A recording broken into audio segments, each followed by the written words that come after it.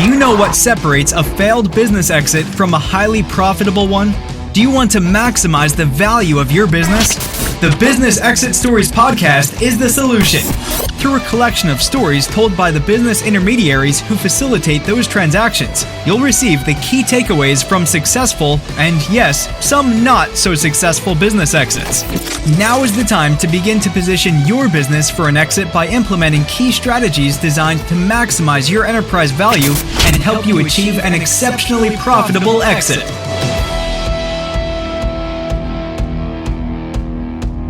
Today we have with us as our guest someone that is a little bit unique and quite different than a lot of people we've had on our podcast recently. He is a business intermediary with over 30 years of experience in the business brokerage industry. His name is Bob Ross.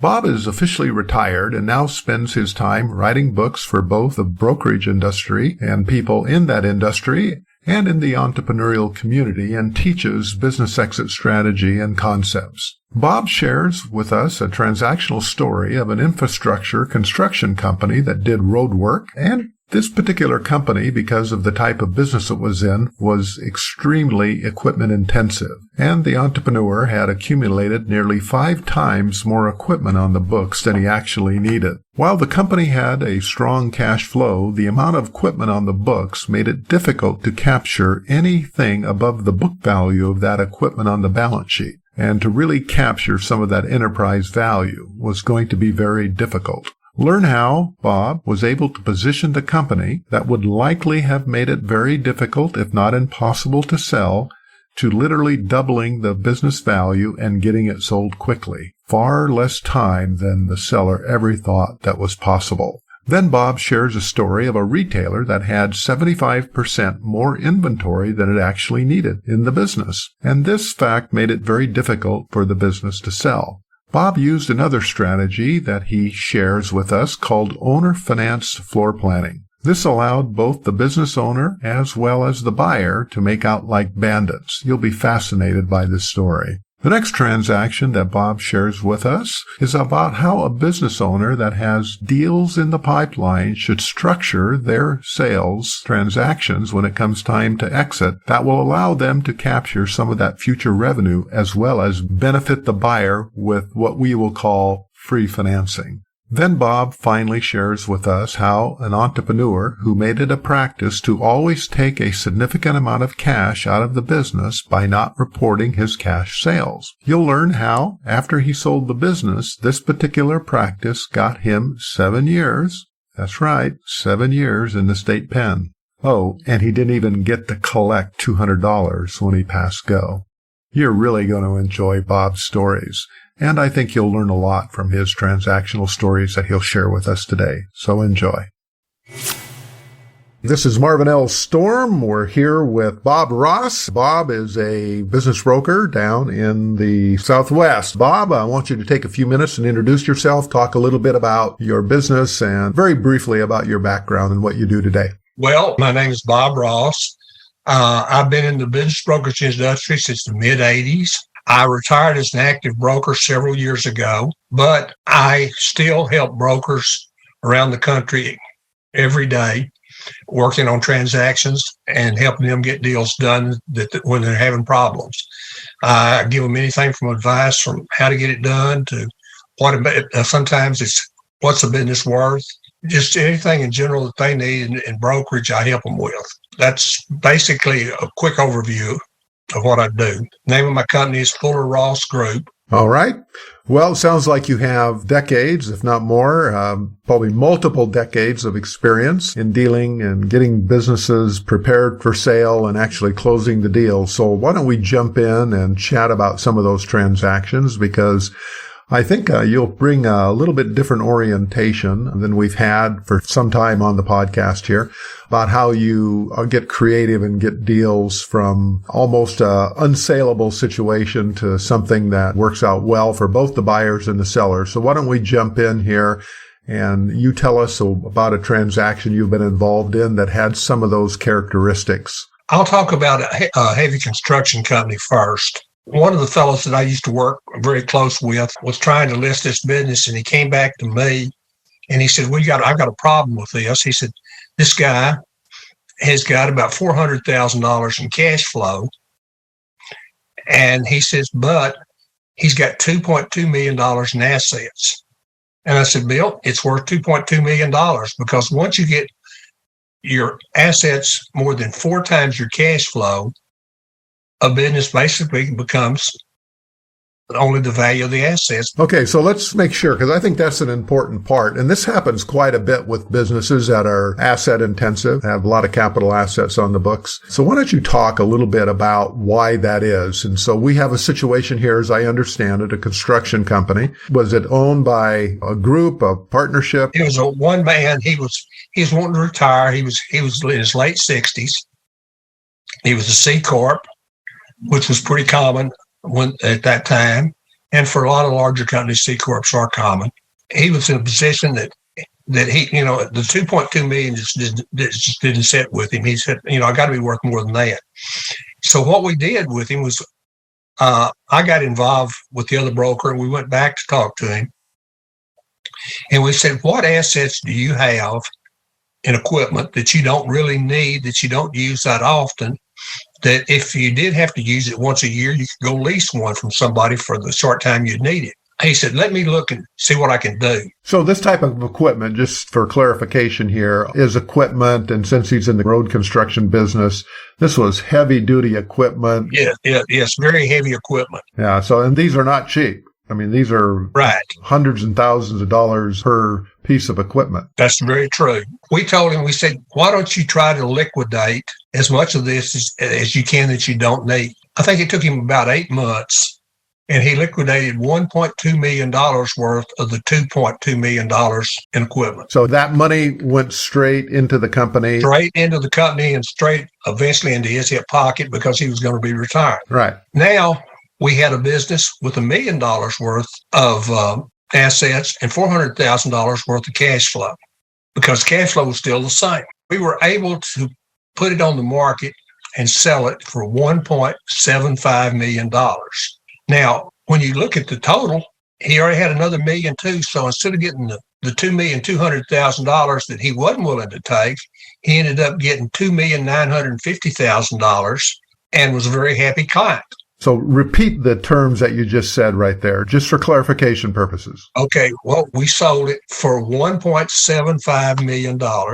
He already had the $1.2 million that he'd got from the sale of the assets. And when you add the two together, he got $2,950,000 for a business that would have been almost impossible to sell for the $2.2 million if he'd left it the way it was.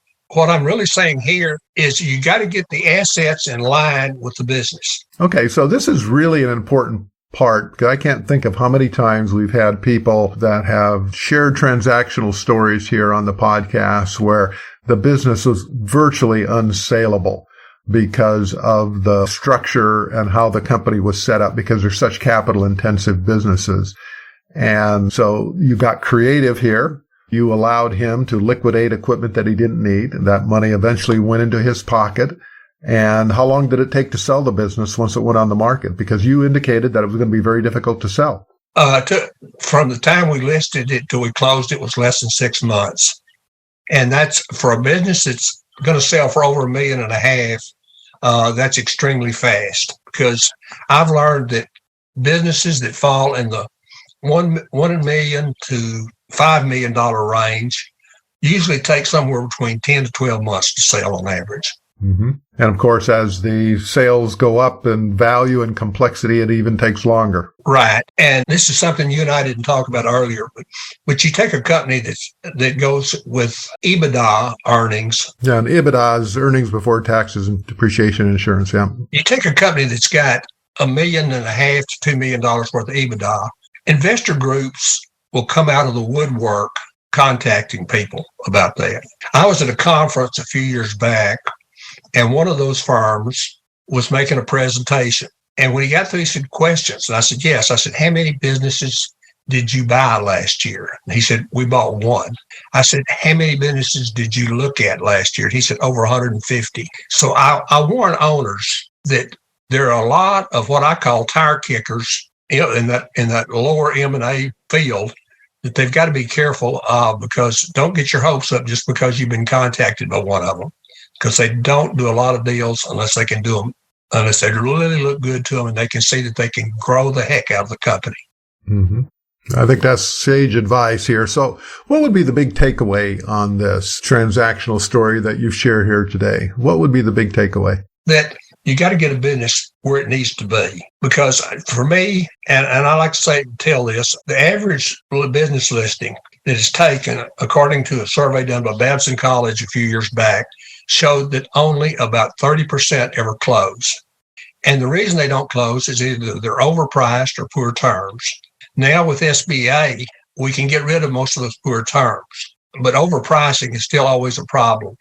And what happens is, I think the most important thing is a company's got to have good books and records. And if they've got good books and records and they run their operation and it's clean and it's got any desirability, it's not a problem. I've got a form that I have in the textbook that I wrote that shows how to value a business by taking what the owner thinks he wants for a business, and then take from and then you take the cash flow that he has.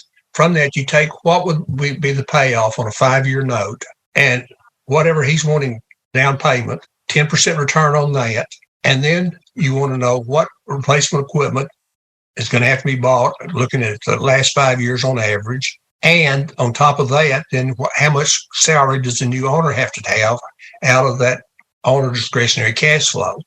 And if it doesn't leave at least a 10% to 12% minimum margin of left on the bottom line after you've deducted all that, then it's overpriced. An owner can do it himself. And in my textbook that I wrote for teaching, because I teach classes for the Texas Association of Business Brokers and for the Texas Real Estate Commission for continuing education. I do a 2-day course about twice a year. And one of the things that we point out that's very important is that you've got to have a reasonable price or you're dead.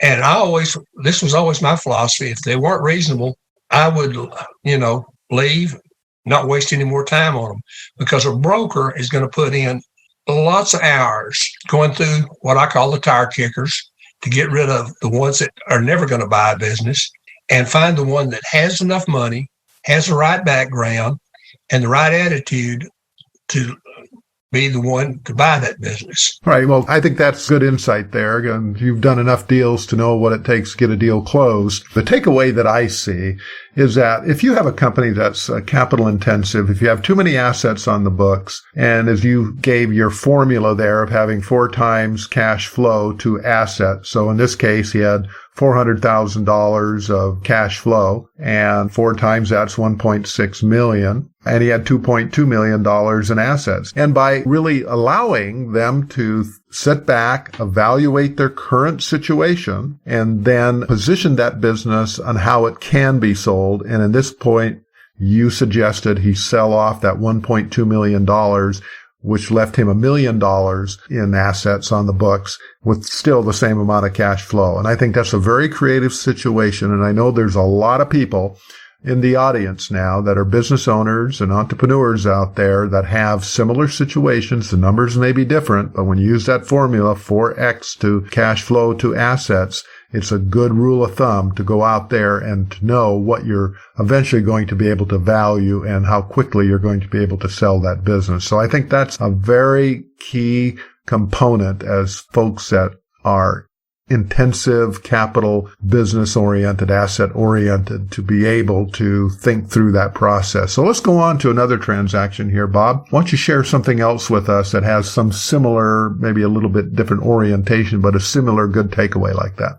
I got a phone call, and this man had a company that wholesaled rebar to people. So I went in to meet with him and found out he had already been listed with another broker who had him listed for 2 years and had done nothing with him. And I sat down and looked at him and I said, "You've got a very realistically good business here." I said, "I think you're worth somewhere in the neighborhood of about $350,000 to $400,000. And he says, "That's fine with me." And he then turned around to his credenza behind him, and he pulls out this stack of invoices. And I said, what's this? He said, it was over $165,000 worth of cash sales that he had not put on the books and not recorded. And I told him, I said, hey, as far as I'm concerned, that doesn't exist. I valued your business where it is with the provable earnings that you've shown on the books. I said, do not show this to any potential buyer. He said, how long do you think it'll take me to sell it? And I said, if what I'm thinking right now works, it's going to take till Monday. And this was a Friday. And he said, what? Now, you have to get the context of this. It had been listed for 2 years with no activity. Right. But I'd had a buyer that I had been working with that this seemed like it was a perfect match for what he was looking for. I went back to my office, wrote up the profile hurriedly, called him. He came over to my office immediately there on Friday afternoon, looked at it, and he said, when can we see it? And I said, how does Monday morning sound? He said, sounds good to me. And I said, let me call and see if he's available in. I called the owner, and he said, sure, hey, great. We came over. We were sitting down. The owner had all weekend, the new owner, the buyer, had all weekend to look at the packages, the 3 years of tax returns, his income tax returns, and the information I'd compiled. And everything was going really smooth. And then I saw him turn around and start toward that credenza. And I said, Bill, stop. I said, I'm walking out of here because I will not be a party to what you're fixing to do. And so you got up and walked out of the room. I got up, walked out, went out in front to his receptionist and stood out there. And then about 10 minutes later, Mike, the buyer, says, Bob, come on back in. And I came back in. We wrapped it up. Mike and I started driving back to Dallas because this business, since what happened, I'll tell you, it was in Fort Worth. And he said, what about that? I said, ignore that. It doesn't exist. So when he said, what about that, he's referring to all of these $165,000 in cash sales not run through the books. And that was over an 18-month period of time, he told me. Well, we closed on it. So you told the buyer, just don't worry about that. It's still a good deal without that. With that, it's just a bonus to you if it's true. And I said, I'm not saying it's true because as far as I'm concerned, it doesn't exist. No way to verify it, really. I mean, it's tough to verify. Anyway, we end up closing, and the owner has got a $100,000 note as part of the closing. The rest of it was either bank or owner or buyer financed. Mike takes over the business. First week he's there. He needed a load of rebar steel for a customer. So he called the vendor, the manufacturer. And when the truck arrived, he says, Mike, you're the new owner, but I need a check for $8,000 for that last load of rebar. He said, I hadn't ordered a load of rebar. He says, Bill did. He said, I can't unload this till you pay it. This was a new load of rebar that he had ordered himself, but the old owner had ordered a load of rebar prior to leaving.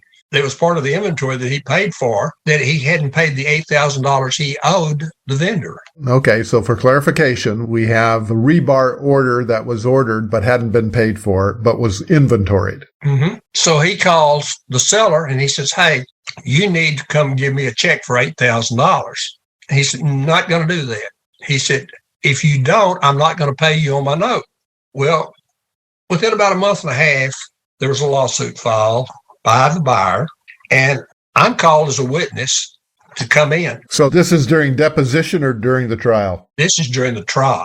I'd already given a deposition. I knew both attorneys. I said, why aren't they settling this thing? And I said, Bill, the original seller, doesn't have a chance in the world if he goes to court. And he said, I've told him that, but he won't listen. So anyway, I get subpoenaed. I come in, and the attorney holds up the stack of invoices because he had left them in the business. So he's got this 2+ inches stack of invoices, and you're on the stand, right? Right. And the attorney holds them up, and he walks over. Of course, he shows them to me, and he says, is this the ones that he tried to show you? And I said, yes. He said, what did you tell him? I said, I told him as far as I was concerned, they didn't exist and that I wasn't going to use it in the value of the business or anything else. I was on the stand for less than 5 minutes, and I was excused. But I found out later, talking to the attorney for the buyer, that the next day, Bill was brought to the stand, the seller. And when he started cross-examining him, he held up that stack of invoices. He said, were these invoices that you had from the last 18 months you owned the business? He said, yes. He said, did you report them on your income tax statement? He said, no. He said, have you since reported them on your income tax? He said, no. He said, do you intend to report them on your income tax? He said, no. In court, under oath. Under oath. The next day, I was told, IRS showed up at the courtroom. This, we found out, was a second offense for him with IRS. And when the case was over, the $100,000 note was forgiven by the judge to the seller. So that $8,000 load of rebar saved him $92,000 in note payments. The IRS arrested the seller as soon as the case was closed. I believe it was 7 years in federal pen that he did for this. Holy smokes. Here's what I tell people. Never, ever show a buyer or a broker or anybody any hidden money that you've been taking out of the business, because the buyer can always hold it over your head. And it's just not a smart way to do business. All right. Well, that is a fascinating story, and one that I think probably rings true to a lot of people listening out there, because the biggest tax shelter on the planet is your business. And depending on how aggressive a buyer, seller, people that own businesses out there want to be, they can run a lot of expenses through the business. And depending, again, on how aggressive you want to be, you can use that cash flow from the business to benefit you personally. I guess what the takeaway I have, Bob, is that hide your cash at your own risk. Yeah, and I tell you, the businesses that are worse at it are restaurants, family-owned restaurants. They live out of the cash registers on so many of them. And most brokers don't even want to go near them because of that fact.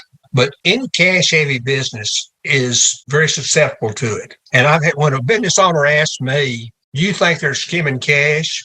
I've got a patent answer. I said, I don't know, but it's very common in this industry. And basically what I'm doing is I'm telling him the truth. I don't know. And second, I'm creating the possibility that it could be there, which kind of helps the owner a little.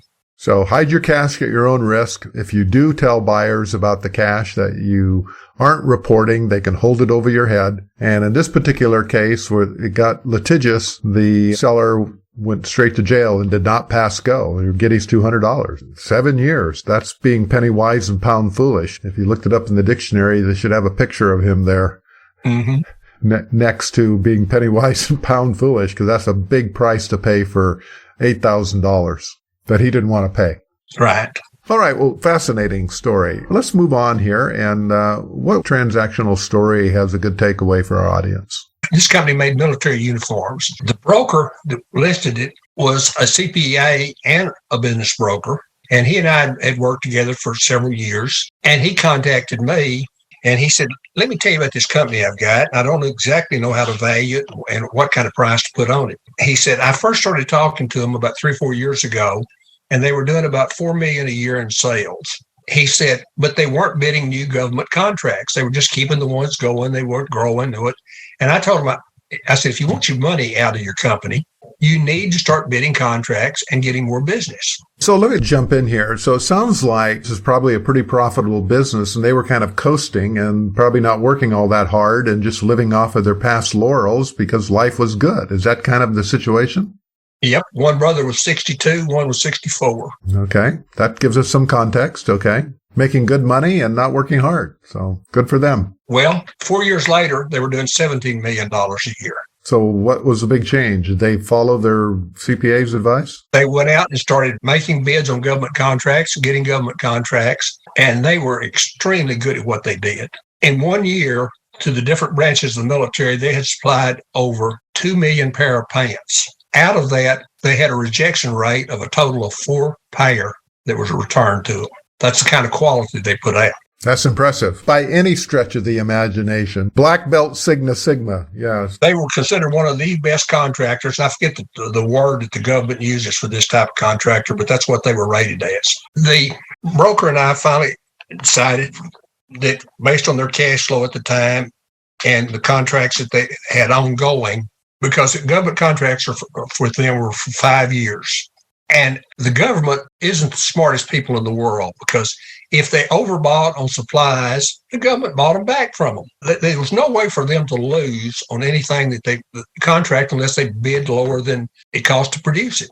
Well, we got the buyer in place, and fairly quickly, maybe when I say fairly quickly, 4 or 5 months after Bill listed it, and we were talking about getting ready to do the contract for the closing, and they said, now we've got out 5 different contracts on bid right now for the government. And I said, okay. And what was the value of those 5 contracts? And for clarification, if they got these contracts are 5 years, right? Mm-hmm. Okay. Total of $23 million worth of contracts, more volume than they were doing a year now.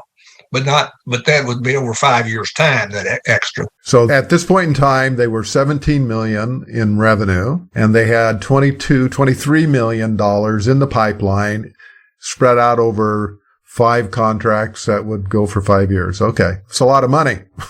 We put into the contract, if they got those contracts, any of those contracts, that for the next 5 years, that the owner would be paid 5% of the gross billings on those contracts. They got all $23 million worth of contracts. So for the next 5 years, they were going to take in 5% of $23 million worth of business. Well, that was a win for everyone. The new owners were elated. The broker was very happy because he was going to get a check for the next 5 years too. It worked out for everybody. And you want to see a deal work for everybody. In other words, a broker actually represents a seller, but a good broker is going to represent a fair and honest deal. And some of the best brokers I know are independents that work alone or only have 1 or 2 agents with them. I'm not knocking the big firms. They're very good brokerage firms. Some of their agents may fall right into that same category I described as being able to handle these type transactions. But I always look for a broker that's been around a while, knows what he's doing. And I always tell any seller, don't try to do it by yourself. All right. Well, the takeaway on your last story there, I think, is really if your company is not growing, you better buckle down and get to work and build up those sales and then wait a year, maybe 2 years, so you can really leverage the value of those sales that you're bringing in. Sometimes 2 to 3 times the amount of those additional sales can be captured in the valuation of your business. And I think that's a really great takeaway for those in the audience that have sort of plateaued. Maybe you're sort of the end, getting close to retirement. You aren't working all that hard. So what you're saying, Bob, here is that you really need to buckle down. If you're thinking of selling, you really need to be laser focused on increasing the sales. So you leave some runway for the new buyer that's coming in, as well as being able to capture that additional value for your final sprint. So that's a great takeaway, Bob. Well, I always tell everybody when I took a listing, now I want you to work harder now until we get it closed than you have in the last 5 years, because you want to keep your business up and growing right up to closing. And because I've seen too many people that they come to the office every day, but they retired 5 years ago. And those are the hardest businesses to sell because they're stagnant.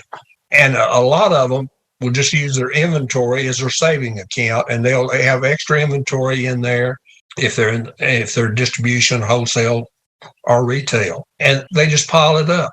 And I've seen so many times that businesses have got so much more inventory than they need. And what I do, I know it's an owner getting ready to retire, and it's his savings account because he's going to sell off all that inventory and instead of having to pay taxes on it now by taking the money and not reinvesting it in the business.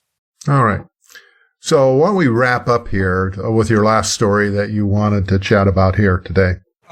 It was a large retail furniture company, and it had sales of $3 million per year at about a 50% markup, which is pretty common in furniture, or it was selling about $1,500,000 in inventory each year at cost. The problem was that they had over $2 million in inventory at cost. Cash flow was approximately $500,000.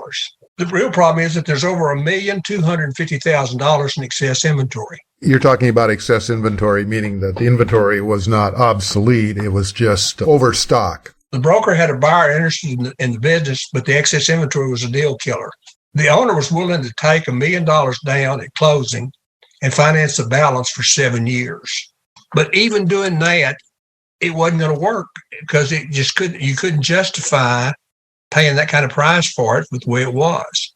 And I'll show you how we did it to make it work for both sides. The seller included $750,000 in specific inventory in the sale. Okay, so let me just restate here for those that aren't watching this presentation on video and are listening to the podcast. So we have a business or furniture retailer here that has a couple of $1 million in inventory and $500,000 in cash flow. And out of that 2 million, 1.2 is overstocked. It's not obsolete. It's just overstock in inventory. The seller is willing to put $1 million down and finance the balance over 7 years, 1.5 million. Is that kind of summarizing it correctly? Yes. But now we've got a problem. What do we do with that other $1,250,000 worth of inventory? So the buyer is not willing to pay for that extra inventory. He just can't justify it, but it's real inventory. It's there. So what we did, we created an owner finance floor plan. Why don't you explain to the audience here a floor plan and how that works? A floor plan is real common in a lot of industries. The marine industry, boats, motors, lawnmowers in season. In other words, like a lawnmower dealer, I'll just use the brand Honda, for example. They'll contact him in January and say, we'll give you 6 months free floor plan on what you buy now. And so he orders enough lawnmowers that he thinks will cover most of his season. And because he's not going to have to pay for them until he sells them, or if he doesn't sell them all, he'll start paying a small portion of it each month after the 6 months. And so that's how basically a floor plan works. Okay, so we have a situation here where you're going to have the owner of the business create his own private floor planning situation here. Under the agreement, the buyer would have to pay 5% of the unsold balance each month after the first year. The reason we put that in there, it gave the buyer an incentive to get the floor plan merchandise sold as soon as possible. This gave the buyer the benefit of the excess inventory. How much inventory? $1,250,000 worth of inventory. All right. The buyer doesn't get the money. The seller doesn't have to pay for it, but the inventory is sitting there on the floor and can be sold off, and it's every month? Every month, he comes in, takes an inventory of that. Right. Okay. And whatever they sold, he gets paid for, on top of his $1.5 million that he's got for the sale of the business. Uh-huh. And where does the 5% come in? The inventory that's left after the first year, they will pay 5% of the unsold balance each month. The unsold balance on the promissory note? On the floor plan note. Okay. This gave the buyer the benefit of the excess inventory. The owner would receive the total amount of the excess inventory in real life in actually less than 3 years. This also gave the buyer plenty of time to get the inventory in line. But that was a creative way to make a company with way too much inventory sellable. All right. That is pretty creative because you have a situation here where the business might not have sold.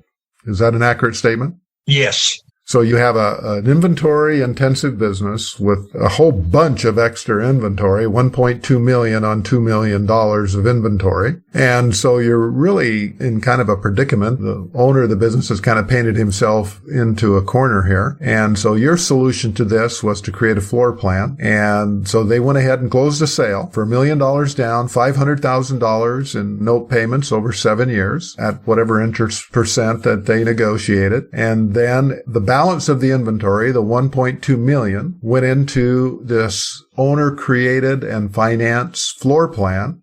And so the buyer of the business had the advantage of having $1.2 million in inventory on the floor for his customers to buy. And every month they took inventory, and whatever was sold, the buyer got paid for, and the seller made his markup and margin on that inventory that was sold. Mm-hmm. It was a win-win.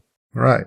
And so the business was structured for the benefit of both. And it took, you said, just under 3 years to liquidate all of that excess inventory. Yeah. In fact, he got more money out of the excess inventory than he did, his note, because the note still had to run for another 4 years. So at the end of 3 years, he still had the unpaid balance of the $500,000 note. He'd gotten $1.2 million.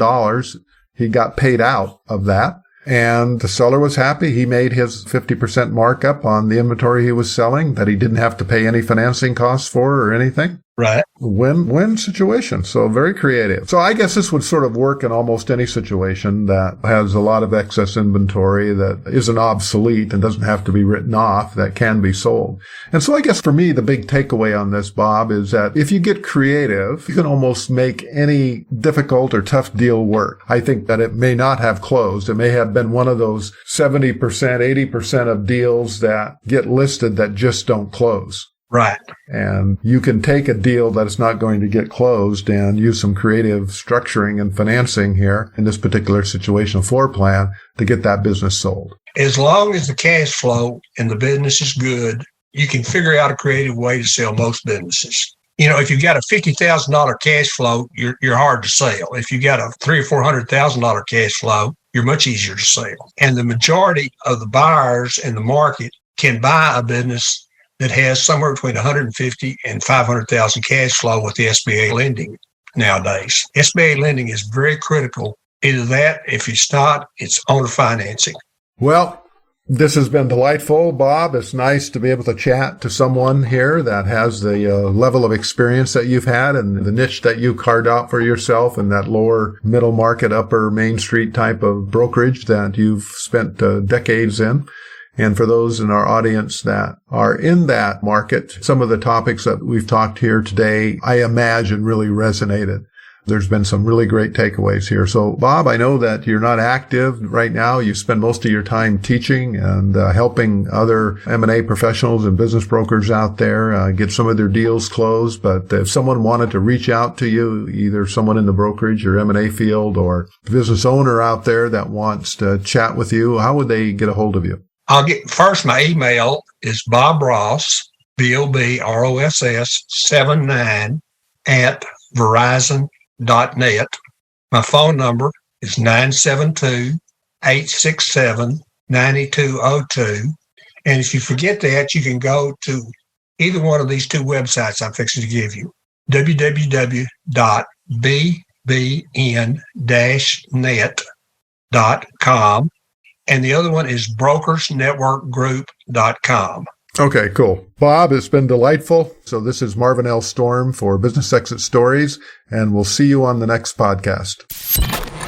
Thanks for listening to the Business Exit Stories podcast. For more information or to reach out to today's guest, visit www.businessexitstories.com for more details. Please subscribe, rate, review, and share this podcast from your favorite podcasting platforms. And remember, maximizing business value at the time of exit doesn't happen magically. It takes planning.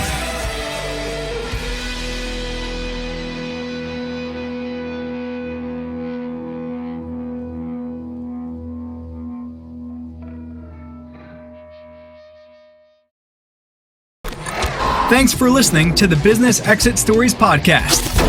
For more information or to reach out to today's guest, visit www.businessexitstories.com for more details. Please subscribe, rate, review, and share this podcast from your favorite podcasting platforms. And remember, maximizing business value at the time of exit doesn't happen magically. It takes planning.